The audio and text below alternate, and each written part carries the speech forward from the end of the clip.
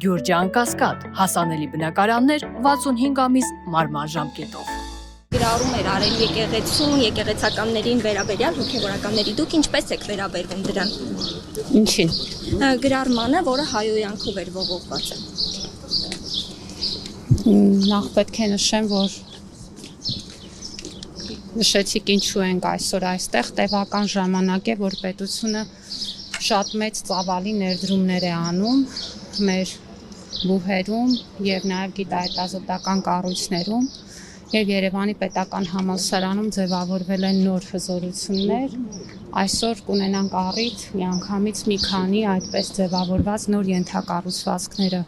տեսնելու, որոնք նոր հնարավորություններ են բացել թե բուհում բարձրագույն կրթության եւ թե նաեւ գիտահետազոտական աշխատանքի իրականացման առումով եւ կարծում եմ, որ շատ կարեւոր է, որպեսզի այդ աշխատանքը նաեւ տեսանելի լինի։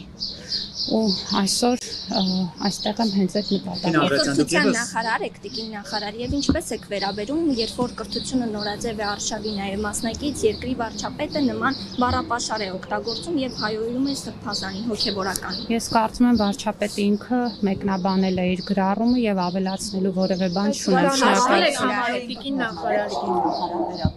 Կարծում եմ, որ եթե հանրային ձևավորված խոսույթի մասին եք խոսում, բնականաբար որևէ մեկից չի կարող դուր գալ այն խոսույթը, որ ձևավորված է, ու ես ձեր ուշադրությունը պիտի հրավիրեմ նկատելու, որ այդ խոսույթը նոր չի, որ ձևավորված է, լավ է, որ մենք ուշադիր ենք, արժի, որ ուշադիր լինենք նաև բոլոր այն դեպքերում, երբ որ այդ բառամթերքը հնչում է նաև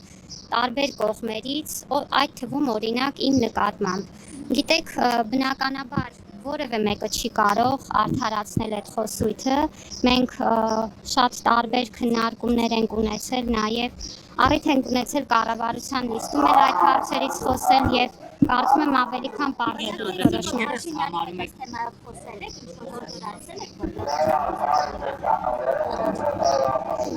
Ես կարծում եմ, որ այն մեկնաբանությունները ու այն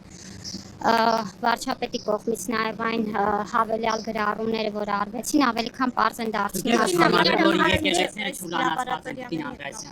Ես կարծում եմ, որ մենք ունենք մեր հուշարձանների հանդեպ հոգատարության, այդ թվում հանրային հոգատարության շատ լուրջ խնդիր։ Ու առաջին անգամ չեմ այդ մասին խոսում, այն տրամաբանությունը, որը գործում է մեր որոշ եկեղեցիներում, թողնում է նման տպավորություն եւ ես դրա համար ցավում եմ, ինչպես կարծում եմ պիտի ցավա մեր երկրի յուրաքանչյուր քաղաքացի, որովհետեւ եթե մենք արժևորում ենք մեր մշակույթը, առաջին հերթին պիտի մեր կողքին նայենք։ Քանի անգամ եք տեսել ձեր կողքին մարդ, ով որ գտնվում է հուշարձանի տարածքում եւ օրինակ աղբ է գցում։ Քանիսն է մեզնից մոտեցել եւ ասել, որ դա չի կարելի անել։ Ինչ վիճակում են գտնվում։ Գիտեք, այստեղ կարելի է անընդհատ մեզ դնել զարմացած մարդկանց տեղ եւ մտածել, որ բացահայտվում են բաներ, որոնք մենք էլ չգիտենք։ Դա տեղի է ունենում մեր կողքը, մեր բոլորի ներկայությամբ եւ մասնակցությամբ։ Եվ ավելի լավ է, եթե մենք այդ խնդիրներից խոսենք։ Խոսելու ձևերը կարող են տարբեր լինել, բայց այն, որ խնդիր կա եւ խնդիրներին պետք է անդրադառնալ, դա կարծում եմ ավելի քան